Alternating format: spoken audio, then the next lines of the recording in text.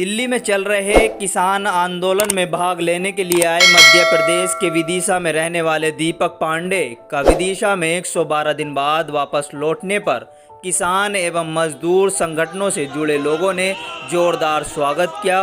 वहां से 2 पहियों और 4 पहियों की रैली के रूप में ढोल नगाड़े और नारेबाजी करते हुए नीमताल गांधी चौक पहुंचकर महात्मा गांधी जी की प्रतिमा पर माल्यार्पण के दौरान विधायक शशांक भार्गव क्रांतिकारी दीपक पांडे का स्वागत किया। दीपक पांडे ने अपनी बात में कहा, यहाँ दिखा असली हिंदुस्तान। विधायक श्री शशांक भार्गव जी के लिए कृतज्ञ हूँ और आभार व्यक्त करता हूँ कि उन्होंने अपने कई निजी कार्यक्रम छोड़कर मुझे समय दिया। और इसका मतलब है कि अगर विदिशा का कोई भी व्यक्ति अच्छे काम के लिए निकलता है तो हमारे आदरणीय विधायक जी उसके साथ पूरी ताकत के साथ खड़े रहते हैं और उसको पूरी हिम्मत बंधाते हैं। ऐसे विधायक महोदय के लिए मैं चाहता हूँ एक बार जोरदार तालियां बजा दें आप सभी लोग। और यहाँ पर मेरे जितने भी साथी हैं, मेरे बड़े भाई हैं, मेरे मित्र हैं, उन सभी ने यहाँ पर मेरा पूरा समर्थन दिया है। और देखिए, मजे की बात यह है कि आज जितने लोग यहाँ खड़े हैं वो समझ लीजिए उस चिड़िया के जैसे हैं जो आग में एक एक बूंद पानी डालती है और आग में बूंद में पानी डालकर ये प्रयास करती है कि वो आग को बुझा सके। लेकिन एक तबका आज भी देश में बाहर खड़ा हुआ है, तो मैं कहूंगा वो तबका देश में आग लगाने वालों का है जो नहीं जानता किसानों का दर्द, किसानों के लिए वो हमदर्दी नहीं रखता। और उनके लिए मैं कहूंगा ऐसे लोग जो आज किसानी को नहीं समझते, किसानों के दर्द को नहीं समझते, मजदूर को नहीं समझते, गरीब को नहीं समझते, उन सभी के लिए एक ही बात है कि तुमने क्रांतिकारी जीवन जिया हो तो पता करो। तुम्हारे घर में से अगर किसी ने क्रांतिकारी में शहादत दी हो तो पता करो। अरे तुम लोगों ने तो अंग्रेजों की चाटुकारिता की थी, ये सब जानते हैं, भली बात ही जानते हैं। तो मैं उन लोगों के लिए कहूंगा कि खून से लिखा इतिहास स्याही से नहीं मिटने देंगे। अरे मोदी बेचे होंगे तूने रेल और जहाज, पर ये किसान अपना खेत नहीं बिकने देंगे, अपना खेत नहीं बिकने देंगे। और मुझे विदिशा की पूरी टीम पर गौरव है और मैं चाहता हूं विदिशा की पूरी टीम मिलकर इस समय मध्य प्रदेश को जगाए, क्योंकि बहुत जरूरत है मध्य प्रदेश को जगाने की। क्योंकि क्रांति की जब लहर उठी थी वो भी पंजाब से उठी थी, वो भी हरियाणा से उठी थी, पश्चिमी उत्तर प्रदेश से उठी थी, बंगाल से उठी थी, लेकिन एकमात्र चंद्रशेखर आजाद थे जो मध्य प्रदेश से आते थे। मैं चाहता हूं इस बार ऐसा ना हो, पूरे मध्य प्रदेश से कई क्रांतिकारी इस खेत के लड़ाई में सामने आए, जमीन की लड़ाई में सामने आए। मैं आपको बता दूं, मैं सिर्फ सोच कर गया था कि मैं 3 दिन के लिए वहां जा रहा हूं, लेकिन 3 दिन के बाद वहां का जो माहौल देखने मिला, तो जिस अमन और चैन की बातें हम लोग किया करते थे, सोचते थे जहाँ जात पात का भेदभाव ना हो, जहाँ धर्म का भेदभाव ना हो, सिर्फ सेवा और अमन हो, ऐसा मेरे को देखने के लिए गाजीपुर बॉर्डर पर किसान आंदोलन में मिला। यह पहला दृश्य था कि किसी आंदोलन के अंदर भारत का सच्चा नजारा देखने मिला, संविधान की ताकत देखने मिली। और आज 300 से ज्यादा शहादत वहां पर हो चुकी है किसान आंदोलन में, लेकिन अभी तक असंवेदनशील सरकार जागी नहीं है। मैं कहता हूं आदमी शरीर से विकलांग हो जाए चलेगा, लेकिन अगर मानसिक रूप से विकलांग हो गया तो नहीं चलेगा, नहीं चलेगा। और ये मानसिक विकलांगता आप देखिए, मजे की बात है ना, मजे की बात है हमारे प्रधानमंत्री महोदय जी की, जो बहुराष्ट्रीय प्रधानमंत्री हो चुके हैं, सब देशों में जाते हैं, लेकिन लेके क्या आती है? एक झोला, और झोले के अंदर पूरे देश को बेचने की स्कीम है। तो भैया देश को ही क्या कहते हैं, आपका घरेलू बाजार थोड़ी है। और मैं तो निवेदन करूंगा विधायक महोदय जी से भी कि वो इस बात को आगे ऊपर कांग्रेस में उठाएं और कहें कि जितनी संपत्तियां मोदी ने बेची हैं, एक मेरा फेवरेट डायलॉग है मोती, वो जाने दो अभी, जितनी संपत्तियां बेची हैं उसको कांग्रेस आने वाले वक्त में जब्त करेगी, और जिनने सरकारी संपत्ति खरीदी है उनको जेल के पीछे पहुंचाएगी। क्योंकि आपको याद होगा, हम आज सरकारी संपत्तियों पर हाथ लगाते हैं, अगर रेलवे पर पड़ा लोहा अगर बेच दें तो जेल हो जाती है। तो फिर आज बीजेपी के सारे जितने भी सांसद विधायक उन्हें जेल होना चाहिए कि नहीं होना चाहिए?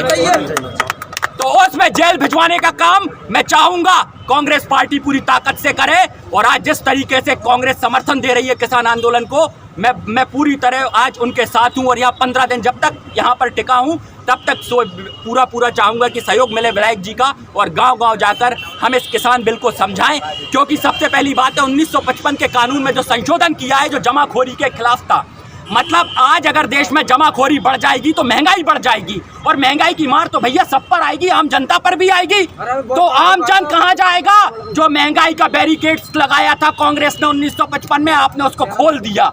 मतलब आपने अपराध को बढ़ावा दिया, और अपराध को जो बढ़ावा देता है वो अपराधी होता है। तो मोदी जी इस तरह तो हमारी नज़र में सिर्फ अपराधी है। तो मैं चाहूँगा ऐसे अपराधी को भी जेल पे पीछे पहुँचाने का काम कांग्रेस करेगी। माननीय विधायक जी से चाहूँगा कि 2 शब्द वो भी कहें।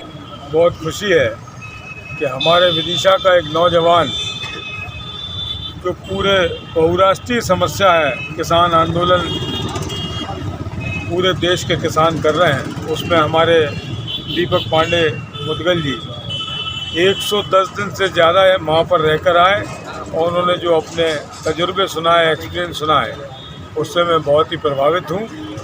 उन्हीं के कहने पर मैं भी 3 दिन के लिए गाजीपुर बॉर्डर पे गया था, हमारे सभी साथियों के साथ, देवेंद्र भाई, हमारे अजय भाई, सभी लोग साथ में गए थे। और वहाँ पर जो नज़ारा देखा हमने, जो बात अभी दीपक मुदगल जी ने कही कि वहाँ पे ना कोई जाति धर्म कोई भेदभाव नहीं, जो भी आ रहा है वो एक दूसरे की सेवा भाव से आ रहा है। और सिर्फ एक ही डिमांड है हमारे किसान भाइयों को, ये तीनों कृषि बिल वापस हों, क्योंकि इस कृषि बिल से तमाम हिंदुस्तान की मंडियां प्रभावित हैं। अभी तो सिर्फ प्रभावित हैं, लेकिन आगे चलकर हमारी जब मंडियां बंद हो जाएंगी तो हमारे किसान भाई अपना माल बेचने के लिए बहुराष्ट्रीय कंपनियों के आगे झुकना पड़ेगा। हमारे छोटे व्यापारी हैं मंडियों में, उनका रोजगार चला जाएगा। हमारे हमाल भाई, मजदूर भाई, फड़ वाले, बीनने वाले, पानी वाले, तमाम जो हमारा नीचे का तबका है वो बेरोजगार हो जाएगा। और भुखमरी के कगार पे हिंदुस्तान को खड़ा करने के लिए मोदी ये बिल लेके आए। जो बात उन्होंने कही आवश्यक वस्तु अधिनियम को समाप्त करने की, आप जानते हो कि हमारे देश में कोई भी धर्म, कोई भी जात, कोई भी समुदाय इस बात की इजाज़त नहीं देता कि कोई भी अनलिमिटेड होल्डिंग, मतलब कितना भी माल धन संग्रह कर ले, कितनी भी वस्तु संग्रह कर ले। इस बात की छूट मोदी सरकार ने इस बिल के माध्यम से हमारे उद्योगपतियों को दे दी है। अगर उन्हें ये अधिकार पूर्ण रूप से मिल गया तो पूरे देश का अनाज, पूरे देश की वस्तुएं वो खरीद के अपने गोदामों में जमाखोरी कर लेंगे और इसके बाद आगे गरीब जनता को और मध्यम वर्गीय परिवार को अपने मनमाने रेट से बेचेंगे, जिससे कि पूरे हिंदुस्तान की जनता महंगाई की आग में झुलसेगी। आज आपने देखा कि पेट्रोल 100 के पार हो गया, डीजल 90 से ज़्यादा हो गया। आज किसानी करने में हमको सबसे ज़्यादा डीजल का उपयोग करना पड़ता है, लेकिन मोदी जी किसी बात को सुनने के लिए तैयार नहीं है। मैं तो कहता हूँ कि रंगा बिल्ला की सरकार है। जो रंगा बिल्ला ने देश के साथ किया वो ये लोग कर रहे हैं। तीसरा कॉन्ट्रैक्ट फार्मिंग का मामला है, उसमें भी किसान स्वयं मजदूर होगा और लोग बहुराष्ट्रीय कंपनियों के इशारे पर अपनी खेती करेगा। तमाम चीज़ें वही देंगे किसान को, खाद, बीज, कीटनाशक, ट्रैक्टर, ट्रॉली, कल्टीवेटर, बोने की मशीन, तमाम चीज़ें जब वही देंगे तो हमारे जो आज व्यापारी भाई छोटा छोटा काम कर रहे हैं, कोई कल्टीवेटर बना रहा है, कोई बोने की मशीन बना रहा है, कोई ट्रॉली बना रहा है, ये छोटे छोटे शोरूम है कीटनाशक दवाओं के, इन सब पे ताला लगेगा और बहुराष्ट्रीय कंपनियों का खजाना किसान के माध्यम से वो स्वयं भरेंगी। ये तीनों विसंगतियां हैं इसमें, इसलिए मैं मांग करता हूं आज कि ये तीनों कृषि बिल वापस हों।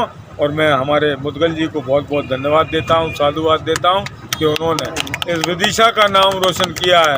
इतने दिन तक गाजीपुर बॉर्डर में आंदोलन में शामिल होकर मैं एक बार उन्हें अपने हृदय की गहराइयों से स्वागत करता हूं और भगवान से प्रार्थना करता हूं कि वैसे तो वो आंदोलनकारी और आंदोलन जिस गलत काम के लिए, जो भी गलत काम होता है उसके लिए आंदोलन के लिए हर समय तत्पर रहते हैं, लेकिन ये तो पूरे देश का सवाल है, पूरे देश के किसानों को मिटाने का सवाल है, पूरे देश के मजदूर व्यापारियों को मिटाने का सवाल है। इसमें उन्होंने अपनी आहुति दी, उसके लिए मैं उनका बहुत बहुत धन्यवाद।